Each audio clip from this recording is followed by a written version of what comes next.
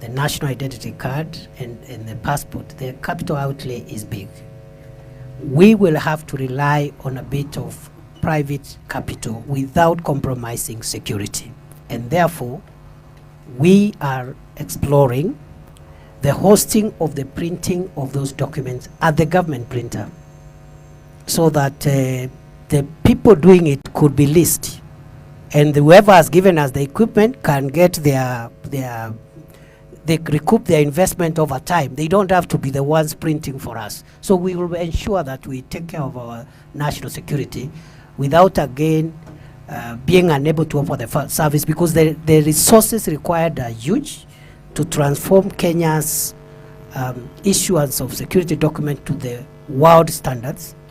So we are asking, we may either lease or enter into a lease to own agreement to get the sophisticated equipment that will process enough passport and IDs, but the work will be done by us at the government printer, because the government printer at the moment is well established, but the machinery, the equipment there is that which should belong to the museums. It is completely dysfunctional, dilapidated.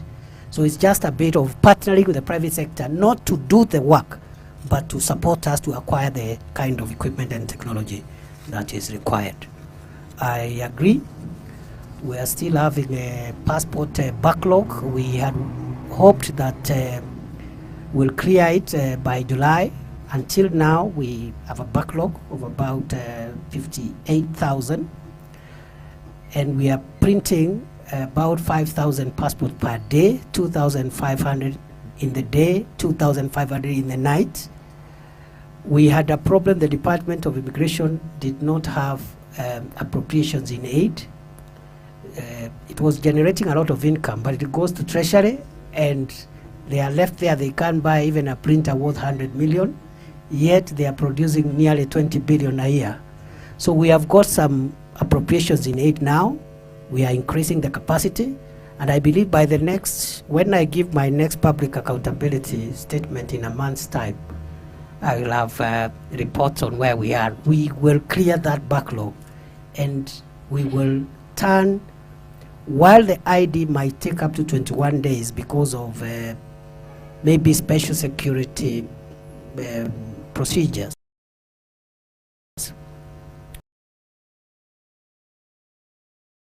The passport must take 7 days, and in another year, I wait from 7 days to 3 days, and in emergency cases, 24 hours. So we reach there, Chair.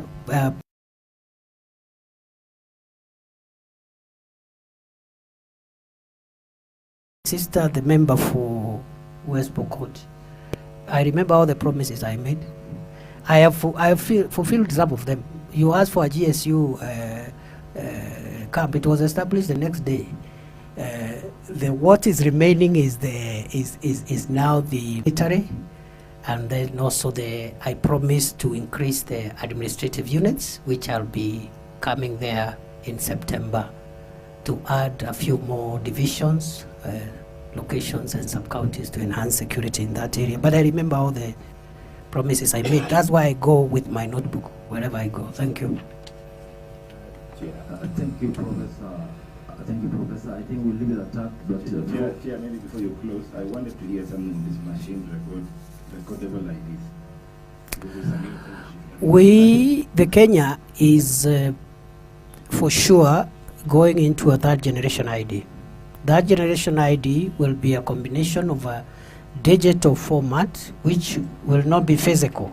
It will be on your phone, but then it will also be in form of a machine readable card for special cases where you may want to swipe a card. So it's the same ID, but which is digital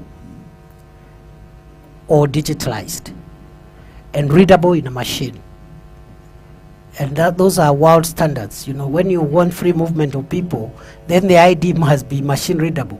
You can't have a piece of paper that is an ID which you cannot verify electronically. that it is that person you're talking about.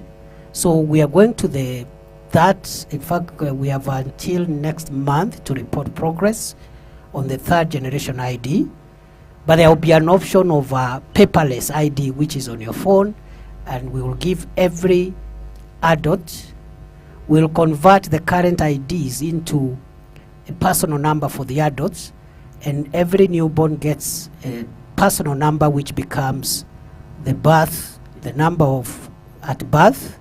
It becomes their ID number when they reach the age of majority. It becomes their death certificate number when they exit the world. So it will be one number for life. We will call it Maisha number.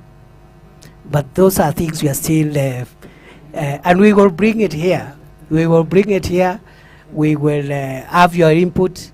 And for us, we don't want to get into the politics around it. We want to concentrate on the solution part of it.